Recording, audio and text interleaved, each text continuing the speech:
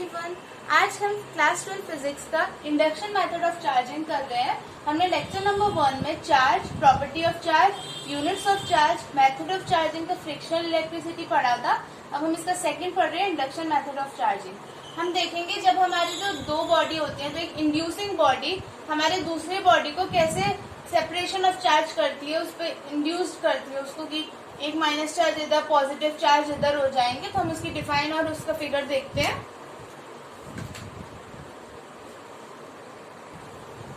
ये हमारा induction method of charging. जब हम एक चार्ज बॉडी लेते हैं यानी इंड्यूसिंग बॉडी, और एक अनचार्ज बॉडी ली हमने इंड्यूस्ड बॉडी, ठीक है। तो इस पे प्लस चार्ज है।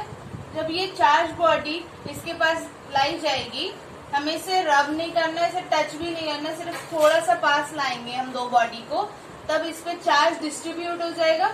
एक प्लस चार्ज प्लस इंड्यूस्ड हो जाएगा, एक तरफ माइनस, ठीक है। प्लस इससे दूर चला जाएगा, माइनस इसकी तरफ आ रहा है।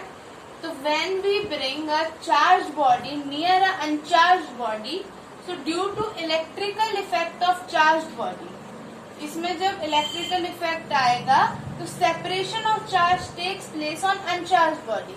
जो हमारी अनचार्ज बॉडी है उसमें सेपरेशन हो जाएगा चार्ज का, एक प्लस एक माइनस, तब but net charge on body is still zero. जब हम इस बॉडी का नेट चार्ज निकालेंगे तो इसमें अभी भी जीरो होगा after removal of charge body. जब हम इस बॉडी को हटा लेंगे, जब इस जैसे कि ये हमारे दो मार्कर्स हैं, ठीक है, ये हमारे दो मार्कर हैं, हमने ये दो बॉडी है इनको एक पास लाया, ठीक है। इस बॉडी को इस पे एक प्लस, इधर प्लस चार्ज हो गया, इधर माइनस चार्ज हो गया। जब हमने इस बॉडी को हटा लिया, हमने चार्ज बॉडी को रिमूव कर दिया, ठीक है, चार्ज बॉडी को हटा दिया, तो after removal of charge body redistribution of charge take place, यानी ये दोबारा से न्यूट्रल बॉडी हो जाएगी। Redistribution of charge take place and the body become neutral. इसमें कोई भी चार्ज नहीं होगा, चार्ज वापस अपने आप में एक न्यूट्रल हो जाएगा। This is not a permanent method of charge. जो हमारा सेपरेशन हो रहा है वो एक परमानेंट मेथड नहीं है चार्ज होने का, ठीक है, ये टेम्पररी मेथड ऑफ चार्जिंग है। अब हम अर्थिंग की मदद से देखेंगे कि इंडक्शन कैसे होता है। तो हमने ये बॉडी ली है, एक कंडक्टर और ये दूसरा कंडक्टर, ठीक है। तो ये हमारी induction with the help of earthing हम देख रहे हैं। ये अर्थिंग का साइन होता है। जब इस पे क्यू इंड्यूस चार्ज पे, इस पे एक प्लस चार्ज है और इस पे इंड्यूस्ड हो गया, जो अभी इससे पहले देखा हमने, माइनस इधर प्लस उधर हो गया, और अर्थिंग हमारी ऐसे नीचे जा रही है। तो इसमें जैसे हमारे ये प्लस साइन है, अर्थिंग में चला जाएगा, ठीक है। तो ये हम पे माइनस बचेगा। और जब हम इस चार्ज बॉडी को और अर्थिंग को दोनों को एक साथ हटा देंगे, तब इस पे पूरे पे माइनस चार्ज आ जाएगा। तो हम स्टेटमेंट लिखते हैं, charge body taken away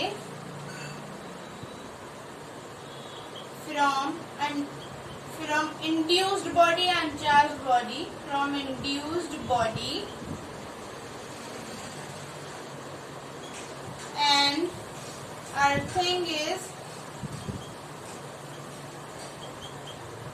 removed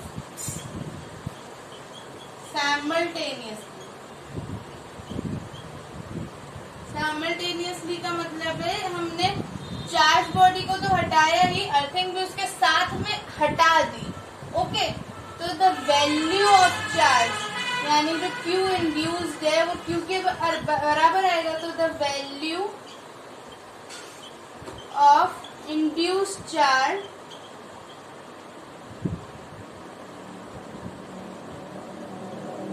is equal to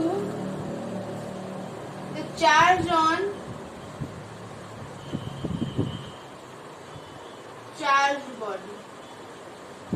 अब इसको हम एक बार समझते हैं अच्छे से कि इसका मतलब क्या है, ठीक है। जब हमने अर्थिंग की मदद से इंडक्शन किया तो इस पे इंडक्शन हो जाएगा, प्लस साइन अर्थिंग में चला गया, तो हमारा जो बॉडी का पोटेंशियल और अर्थ का पोटेंशियल है वो बराबर हो जाएगा जीरो के। तो हमारे जो, अगर हम अर्थिंग और चार्ज बॉडी को एक साथ हटाएंगे तब हमारे पे ये पूरे पे माइनस साइन हो जाएगा, यानी हमारा फाइनल फिगर आ जाएगा माइनस क्यू माइनस इसके पूरे पे माइनस आ जाएगा, ये हमारा कंडक्टर। ठीक है, इस कंडक्टर पे पूरे पे माइनस हो जाएगा, ये हमारा पूरा इंड्यूस्ड हो जाएगा। तो जब हम एक चार्ज बॉडी और ये लेते हैं और इसमें से अगर हम ये दोनों चीज हटा देंगे तो हमारा जो क्यू इंड्यूस्ड है वो क्यू के बराबर होगा और हमारे पूरे पे माइनस चार्ज आ जाएगा। ठीक है, अब हम इसका सेकंड केस देखते हैं। Induction with the help of separation of conductor देख रहे हैं हम। तो इसमें हमारे फर्स्ट कंडक्टर, सेकंड कंडक्टर और थर्ड कंडक्टर है। अब इसका समझ लो, जब दो कंडक्टर टच्ड हो एक दूसरे से तो उसको एक कंडक्टर कहते हैं। If two conductors are touched to each other it's one conductor only.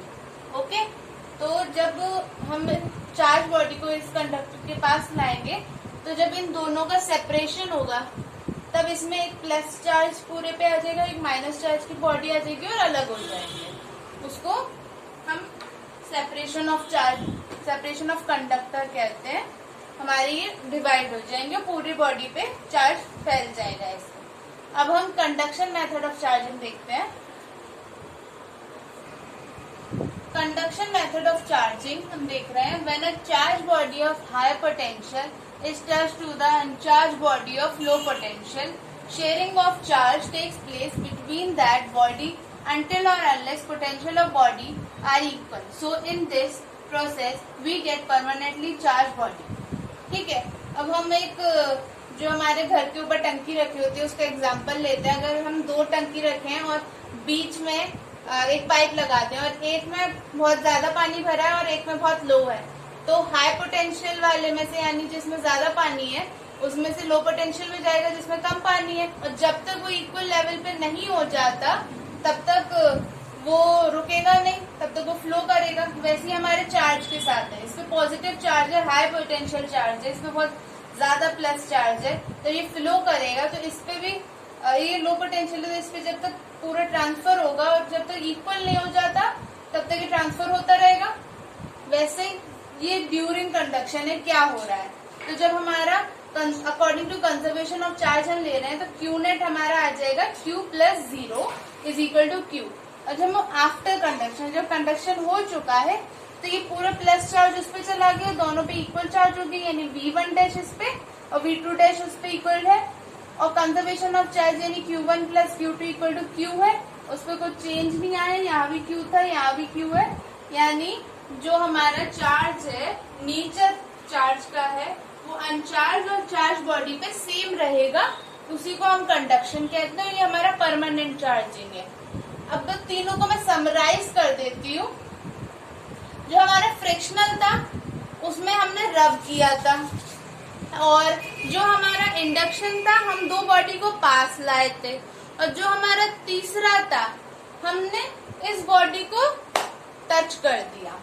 Frictional में रब, इंडक्शन में पास और इसमें टच। ओके, अब हम इसके आगे देखते हैं।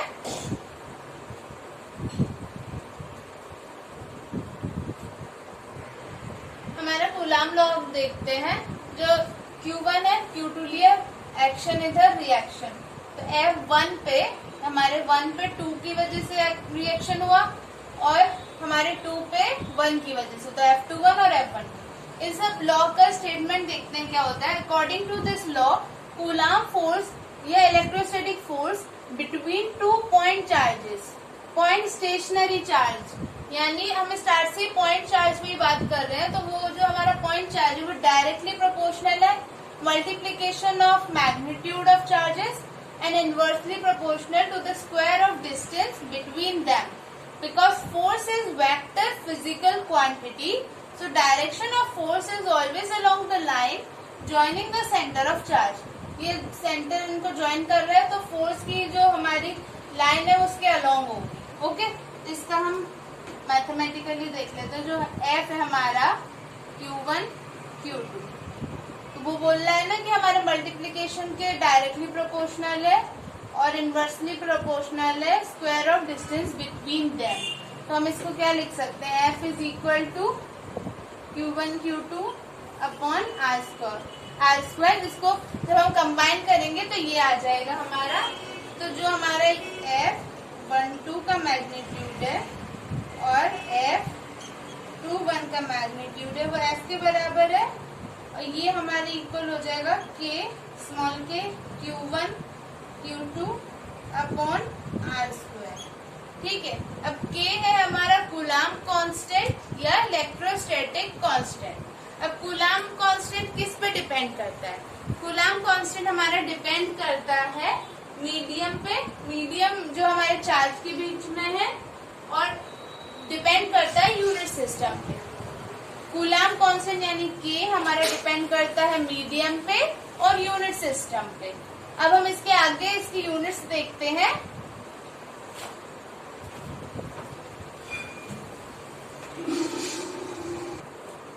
हम देख रहे हैं वैल्यू ऑफ K यानी जो हमारा कूलाम कांस्टेंट है MKS सिस्टम में, तो इसकी वैल्यू एक होती है हमारी 1/4 पाई E यानी एप्सिलॉन M। उसके बाद हमारी वैल्यू होती है 1/4 pi epsilon not K capital, और एक होती है हमारी 1/4 pi epsilon nought epsilon R। ठीक है, तो इसको हम एप्सिलॉन नॉट कहते हैं, तो हम इस सिंबल लिख लेते हैं E, इसको हम कहते हैं एप्सिलॉन। ओके, और जो हमारा एप्सिलॉन M जो है इसको हम क्या कहेंगे? Permittivity of medium, permittivity of medium. ठीक है, जो हमारे मीडियम की परमिटिविटी है वो EM होगी, और जो हमारा epsilon M is equal to epsilon nought epsilon R is equal to E नॉट K होगा। ठीक है, इन वैल्यूज को अब ध्यान रखना। एप्सिलॉन नॉट का मतलब होता है absolute permittivity of vacuum, absolute permittivity of vacuum. Okay, epsilon naught का absolute permittivity of vacuum. Epsilon naught की वैल्यू क्या होगी? अब 8.85 इंटू 10⁻⁻12 कूलाम स्क्वायर पर न्यूटन मीटर स्क्वायर। ओके, और जो हमारा कैपिटल K होता है वो हमारा है epsilon R is equal to इसका ratio epsilon M upon epsilon naught के बराबर। और ये हमारी जो वैल्यू है ये डायमेंशनलेस है, इसको हम कहते हैं, K को हम कहते हैं relative permittivity of medium, relative permittivity of medium with respect to vacuum, vacuum के रिस्पेक्ट में रिलेटिव परमिटिविटी ऑफ मीडियम है। ओके, या इसको हम कहते हैं और डाइलेक्ट्रिक कांस्टेंट ऑफ मीडियम, ये हमारा है डाइलेक्ट्रिक कांस्टेंट ऑफ मीडियम। ठीक है, इसको रिलेटिव, इसको कहते हैं K को relative permittivity of medium with respect to vacuum या डाइलेक्ट्रिक कांस्टेंट ऑफ मीडियम। और जो हमारी K की वैल्यू है 1 से इंफिनिटी लाई करेगी, K 1 से इंफिनिटी होगा हमारा। ओके, अब हम K वैक्यूम जो हमारा, इसके बाद हम देखते हैं वैल्यूज। ये पहले एक बार स्क्रीनशॉट ले लो इसका, ये वैल्यूज सारी हैं, तो हम इसके आगे की वैल्यूज देखते हैं। वो सारी वैल्यूज अब याद रखना। K vacuum is equal to K air, इसकी वैल्यू होती है 1, और जो हमारा K कंडक्टर है, K conductor is equal to infinity. Okay, अब MKS सिस्टम में हम FM देखते हैं, फोर्स देखते हैं मीडियम में। तो सो इन MKS सिस्टम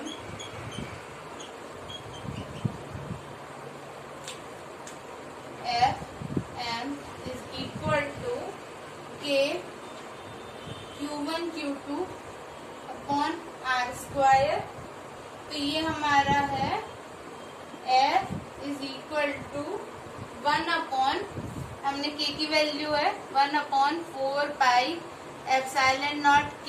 हम उन 3 वैल्यू जो लिखी थी उनमें से कोई भी वैल्यू ले सकते हैं। और Q1 Q2 upon r square, और इसकी यूनिट होगी न्यूटन। इसको हम फर्स्ट इक्वेशन कहेंगे अब, ठीक है। इसको हमने फर्स्ट इक्वेशन मान लिया। अगर हम एयर यानी मीडियम है हमारा भी एयर है, अगर हम एयर से कुछ वाटर ग्लास या कोई और मीडियम लेंगे, ठीक है, तो हमारा जो के एयर होता है वो अभी 1 होता है। और जब एफ एयर लेंगे हम, एफ एयर 1/4 पाई ε0 के नहीं आएगा।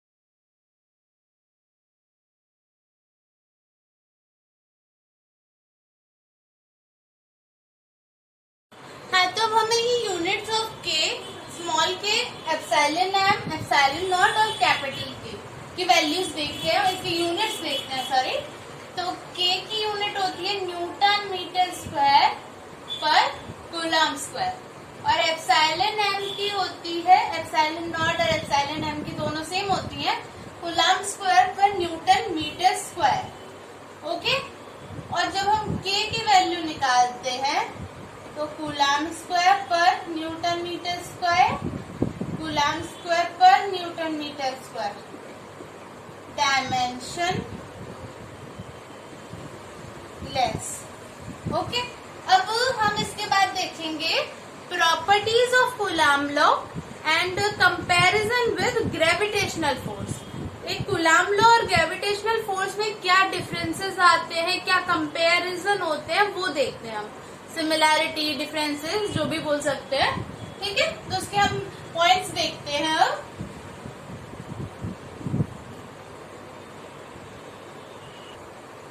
तो हमारे जो प्रॉपर्टीज हैं इनमें कंपैरिजन दिखा रहे हैं कि इलेक्ट्रोस्टैटिक फोर्स है, कूलम फोर्स है और ग्रेविटेशनल फोर्स है, इनमें कंपेयर कर रहे हैं। तो जो हमारा फर्स्ट पॉइंट है, जो कूलम फोर्स होता है वो अट्रैक्टिव भी हो सकता है और रिपल्सिव भी, लेकिन ग्रेविटेशनल फोर्स अट्रैक्टिव होगा, क्योंकि मैंने इससे पहले भी बताया था कि मास इज अट्रैक्टिव और फोर्स इज रिपल्सिव और अट्रैक्टिव। ओके, ये लॉन्ग रेंज फोर्स है, वो भी लॉन्ग रेंज फोर्स है।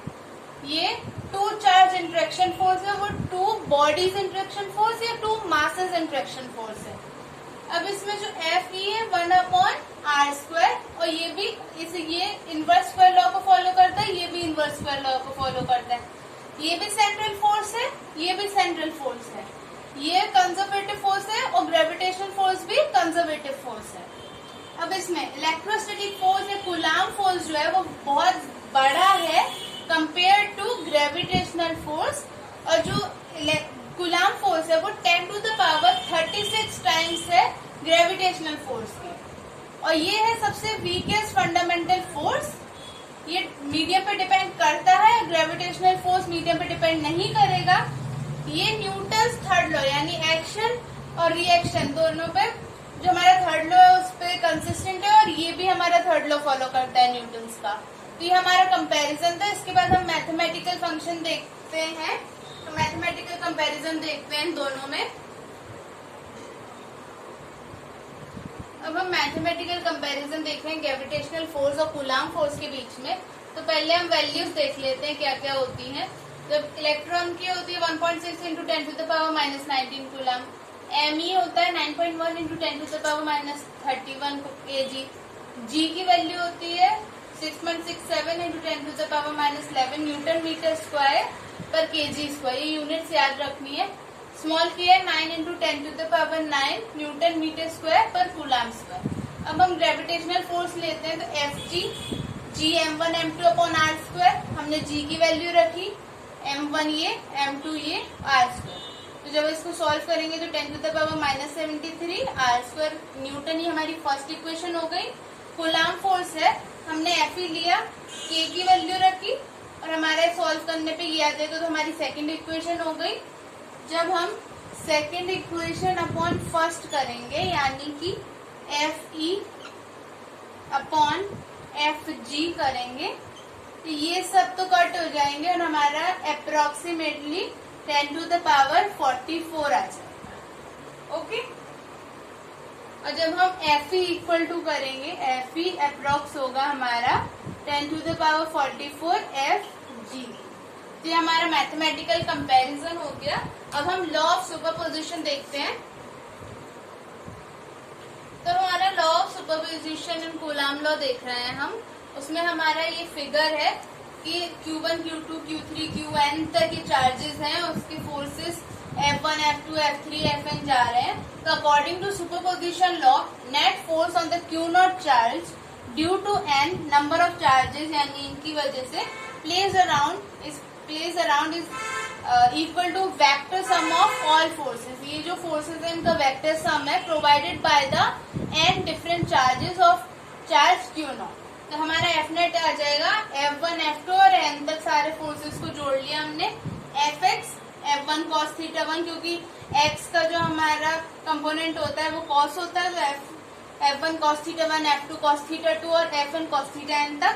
वैसे सेम Fy का हमारा होता है sin θ, तो F1 sin θ1, F2 sin θ2, Fn sin θn तक। इसका नेट निकालेंगे पैरेललोग्राम लॉ से, तो हमारा Fx² + Fy² आ जाएगा।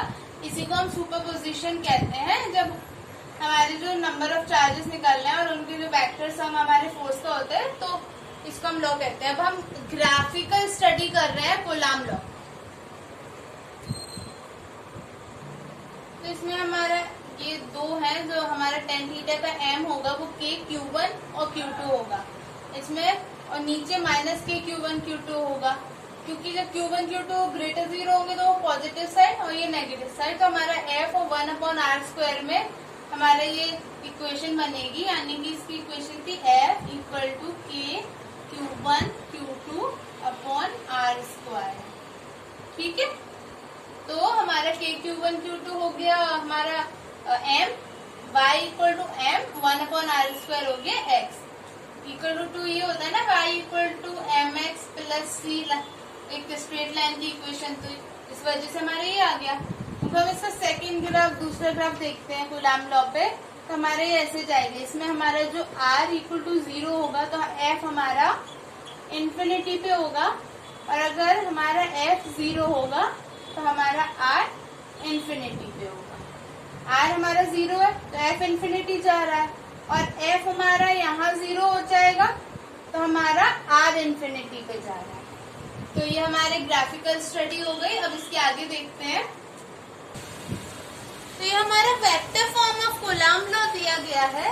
तो ये हमने ऐसे लिया कि हमारा F21 और F12 ये है, तो force on charge Q2 due to Q1, तो ये हमारा आ जाएगा K Q1 Q2 BA cap upon R square. ठीक है, यानी BA ये BA कैप और ये ऐसे हो जाएगा, तो K Q1 Q2 upon R12 square, और ये कैप को हम क्या लिखते हैं, वेक्टर अपॉन मैग्नीट्यूड। तो ये हमारा क्यूब हो जाएगा और ये R12 का वेक्टर हो जाएगा। तो हमारी फर्स्ट इक्वेशन है। ऐसे हम अब force on Q1, force on Q1 Q2 ले रहे हैं। ओके, तो ये हमारा हमने सेम प्रोसेस की, तो हमारा ये सेकेंड इक्वेशन आ जाएगी। तो जब हमने फर्स्ट और सेकंड को कंक्लूड किया, ये हमारा जो R21 था इधर हमने माइनस R12 लिया, तो हमारे ये आ जाएगा। तो जब हमने कंक्लूड करेंगे तो F12 हमारा माइनस F21 के हो जाएगा। तो ये हमारा vector form of coulomb law ऐसे ड्राइव किया जाता है। अब इसके हम आगे इलेक्ट्रिक फील्ड देखते हैं। तो अभी हम इलेक्ट्रिक फील्ड और electric field stand next video में देखेंगे। अभी तक हम चार्ज पढ़ चुके हैं, प्रॉपर्टीज ऑफ चार्ज पढ़ चुके हैं। उसके बाद हमने सारे method of charging, different unit of charge पढ़ा था। फिर मेथड ऑफ चार्जिंग में हमने फ्रिक्शनल इलेक्ट्रिसिटी, इंडक्शन भी पढ़ लिया और कंडक्शन पढ़ लिया है। उसके बाद हमने कूलम्ब लॉ पढ़ा, कूलम्ब लॉ के वैल्यूज पढ़ी कि एप्सिलॉन नॉट एप्सिलॉन एम की वैल्यूज देखी, फिर उसकी यूनिट्स देखी थी हमने। और उसके बाद हमने अभी vector form of coulomb law किया और हमने क्या किया था, मैथमेटिकल कंपैरिजन किया था। फिर उसके बाद पॉइंट्स में हमने उसका डिफरेंस कंपेयर किया था कि कौन कौन सी उसमें पॉइंट्स आते हैं, किस चीज को वो फॉलो करते हैं, वो देखा था। तो अब हम इलेक्ट्रिक फील्ड नेक्स्ट वीडियो में देखेंगे। Thanks for watching.